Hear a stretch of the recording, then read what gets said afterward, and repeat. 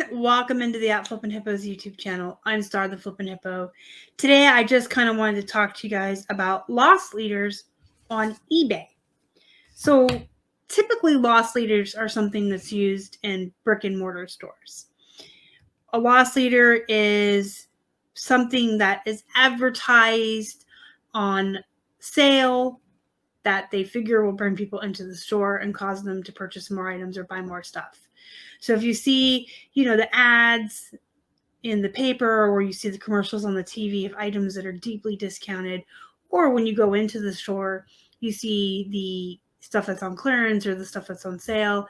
These are all items that store is counting on either breaking even as far as profits or even taking a loss, which is why they're called loss leaders, to get people in to purchase more. So the idea is, you put all of your red Coca-Cola cups on sale, and what they're selling for might be at a loss, but you're hoping that everybody that comes in that purchases these will also buy other stuff, and you'll create more sales and more folks buying.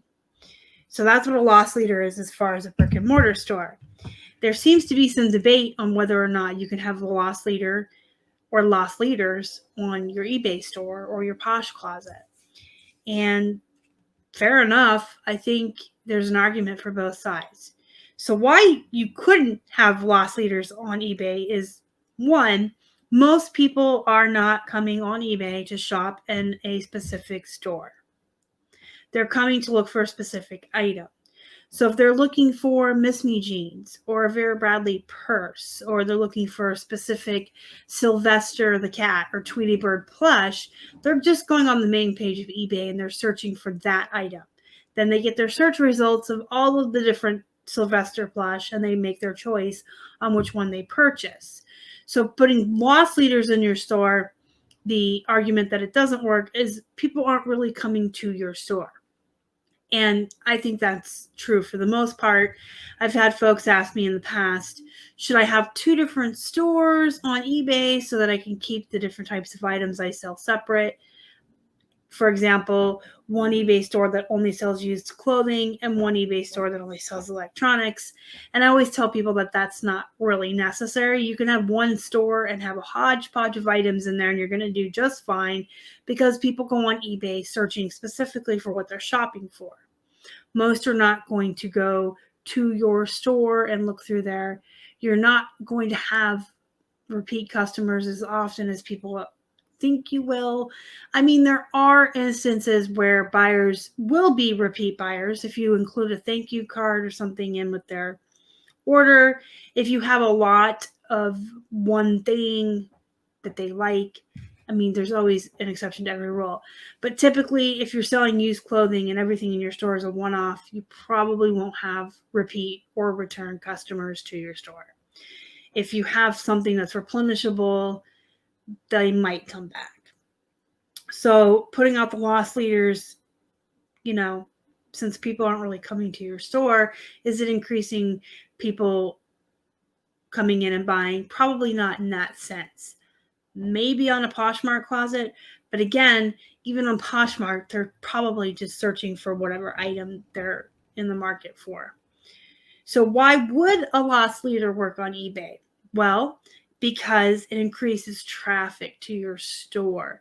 So while you may not have repeat buyers or people coming back time and again to your specific store on eBay, while you may not have people clicking into your store on eBay to shop through all of your items, loss leaders can still bring more buyers in. So if you run 99-cent auctions with $7.50 shipping on them, if you have a 50% off sale, if you do a big clearance, more folks might come in to look at them and buy those specific items when they search for them and see that yours are that cheap. So loss leaders can increase the traffic to your store, which can increase your sales, which can increase the sell-through rate and the click-through rate on the back end in the algorithm. And that can give everything else in your store better placement in the search. Because the more items that your attracting people to, the more people that are clicking through and looking at, the more items you're selling, the more traffic you're bringing to your store, the better placement you're going to get, because Cassini will now see your items as having a value, having an attraction to buyers. If you have a ton of traffic to your store, Cassini will see your store or your items as desirable, which will push all of your stuff up in the searches. So by running half off on your, say, tie beanie buddies, if everybody's coming in and looking at them and buying them, you could technically get better placement on your Miss Me jeans when someone's searching for Miss Me jeans, because Cassini sees all that activity and all that traffic in your store as you having desirable items, which equates to more people. So having loss leaders can help, just in the fact that you can increase the traffic, which increases your search placement on all your other items. When those items get better search placement, they're getting more traffic, they're getting more sell-through rates, they're getting more clicks, the more desirable Cassini sees you, and she pushes you up even higher. And then those items increase the traffic, and it's just like this nice circle or funnel that you can create. So I personally do believe that loss leaders can help on eBay, but not in the traditional sense of I'm going to attract people to my store to buy these cheap items that I'm taking a loss on so that they'll buy more. It's more of a way to get seen by the algorithm and prove to the algorithm that you have tons of traffic and you have desirable items. But be careful, because on the other end of that, if what you're using as a loss leader, what you're putting on clearance, what you're putting on auction, if it's all poop or junk items that people are just clicking on to look at and no one is buying, and you're not showing any sell-through rate or click-through rate on those items, that can be detrimental and work against you. So if you have a ton of stuff on clearance and it's increasing the traffic to your store but not the sales, Cassini and the algorithm will now look at your store or your items as, why are all these people looking at it but no one's buying? That makes you look undesirable and will actually do the opposite effect of what you're trying for, and it will push all of your items down in the searches because you look like you have stuff people don't want. So just kind of be careful with that. Like, make sure you're pulling the poop. You know what I mean? So we'll run stuff on auctions 2 or 3 times, or we'll put stuff on clearance. If it doesn't move, we'll pull it out of the store and reevaluate. Do we need to take the photos over? Do we need to redo the title? Or is this just a poop item we need to just redonate, take the loss, take the write-off? Because you don't want to keep putting the same junk and the same poop on clearance over and over again.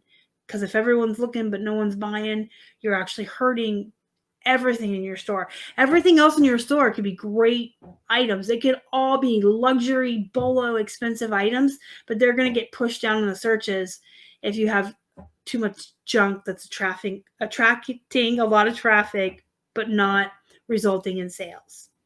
So yes, use auctions, use the sales that you can do with your store subscription to clearance items out. Absolutely. It is a viable way to get rid of poop, increase your traffic, and increase the overall placement of your items in the algorithm, but don't let them sit there forever. So if they don't move after like a couple tries on auction or like a month on clearance, that's when you want to pull it and reevaluate it. If it's something that maybe you could just redo the photos, redo the keywords, redo the title, and put back in, that's okay. But if it's clearly something that was a mistake that maybe you shouldn't have sourced, or is truly a piece of poop or junk, get rid of it. But I do recommend trying to clearance or run auctions to get rid of your poop before you trash it. Give it a chance, because it might sell. I mean, you might break even, but it's better than redonating it and taking a write-off. It increases the traffic and it acts as a loss leader, but don't let it be a loss leader for too long, because then the opposite happens. All right, I hope this helped you guys. I hope it made sense. If you have any more questions, comments, concerns, leave them down below. Let me know. hit the thumbs up before you leave. Really helps the channel. Don't forget to subscribe and hit the little bell so you're notified when I put out new content. Join our Facebook group. It's called Flippin' Hippos Reseller Pod. You can search for it on Facebook or use the link down below. Until next time, guys, go be productive, go make some money. And as always, thank you so much for watching. You guys are the best. Bye.